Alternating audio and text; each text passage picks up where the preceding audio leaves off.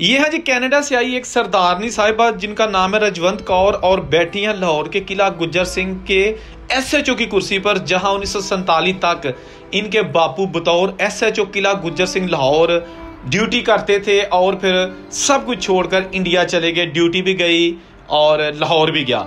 माता जी रजवंत कौर साहिबा जो कि इन दिनों कनाडा में मुकीम है, सारी ज़िंदगी लाहौर आने को तरसती रहीं, वो जगह देख सके जहां उनके बाप ने नौकरी की थी, जहां की गलियों में उनके बाप घूम फिर के अपने फ़राइज़ अंजाम देते थे।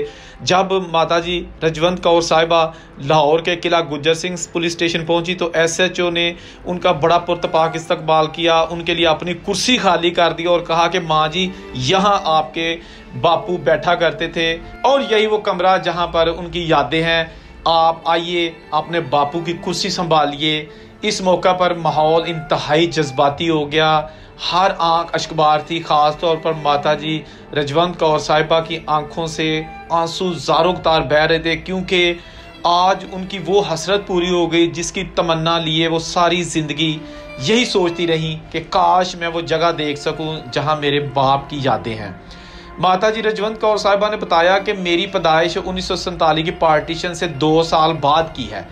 ना तो मैं पार्टीशन की गवाह हूँ, ना ही मैंने अपने बाप को देखा, लेकिन यही पता था कि ये मेरे बापू की तस्वीर है, वो मैंने संभाली हुई थी।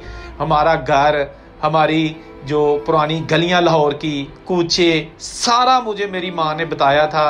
अगर मैं ये समझूं कि आज मुझे मेरा खोया हुआ सब कुछ मिल गया तो ये काम नहीं होगा।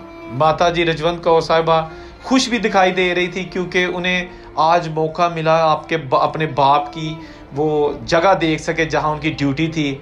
और वो रंजीदा भी बहुत थी कि क्यों इस तरह का विछोड़ा आया, क्यों हंसते बसते घर उजड़ गए, मेरे बाप को भी घर छोड़ना पड़ा। इतनी इज्जत थी, इतना रुतबा था, मैं कनाडा चली गई, मेरे पास दुनिया का सब कुछ है।